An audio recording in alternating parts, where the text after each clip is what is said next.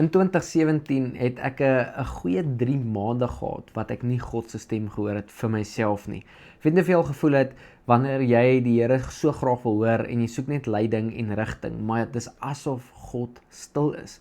Ek lees my woord, ek vas en bid, ek pres in om God se stem te hoor en ek hoor hom eenvoudig net nie vir die pad vorentoe nie. En dit was my so moeilik in daai 3 maande, want in daai 3 maande het ek die Here gehoor vir almal om my. Ek hoor hom in die winkelsentrums, hoor hom in die restaurante, ek hoor hom in parkeerareas en hom gehoor vir soveel mense. Wanneer ek preek het ek woord gehad vir mense, was so awesome geweest vir almal om my, behalwe vir myself. En ek onthou in daai tyd bel ek my geestelike pa eendag en ek sê vir hom, oom Daru, ek hoor die Here vir almal om my, maar ek hoor nie die Here vir myself nie. Is daar iets fout? En hy vra vir my, het jy aangejaag in die laaste paar maande? Ek sê vir hom, nee, glad nie. Hy sê my, God pluk net ouers aan sy...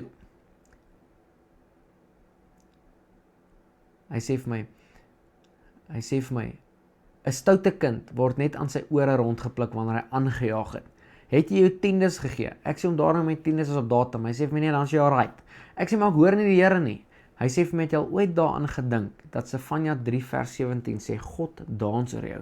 Het jy al ooit daaraan gedink, dat wanneer jy God nie hoor nie, is hy dalk net besig om oor jou te dans. En daai ding het my so diep getref, dat vandag nog, wanneer ek God nie hoor nie, dan dink ek, hy's dalk net te besig om oor my te dans. En ek wil jou vandag sê, miskien hoor jy nie die Here nie, miskien soek jy 'n antwoord uit, miskien wil jy dit met nou gebeur, maar het jy al ooit daaraan gedink, dat God vandag na jou kyk en oor jou dans?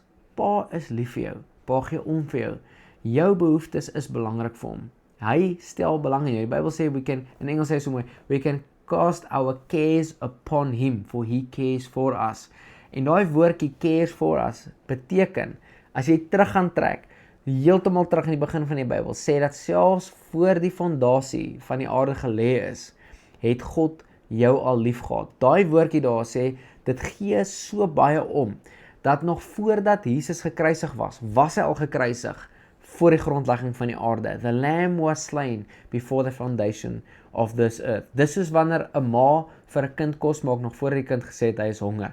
God gee vir jou om, nog voordat jy gevra het. God gee vir jou om, nog voordat jy gesê het wat jou pla. God ken jou behoeftes en jou gedagtes en jou woorde, nog voordat jy gepraat of gedink of eers genoem het. Vandag gee God vir jou om. Vader, ek dank U in die naam van Jesus, dat U 'n God is wat oor ons dans, 'n God wat omgee, 'n God wat na ons kyk, 'n God wat ons sien, 'n God wat weet wat ons behoeftes is, nog voordat ons gevra het daarvoor. En ek bid vandag vir elke persoon wat hier luister, wat werklik deur 'n rowwe tyd gaan, wat werklik U aangesig soek, dat U met hulle sal praat, Vader. En as U nie doen nie, want U kan doen wat U wil, dat hulle sal weet vandag, dat U dans oor hulle. In Jesus se naam bid ek dit. Amen.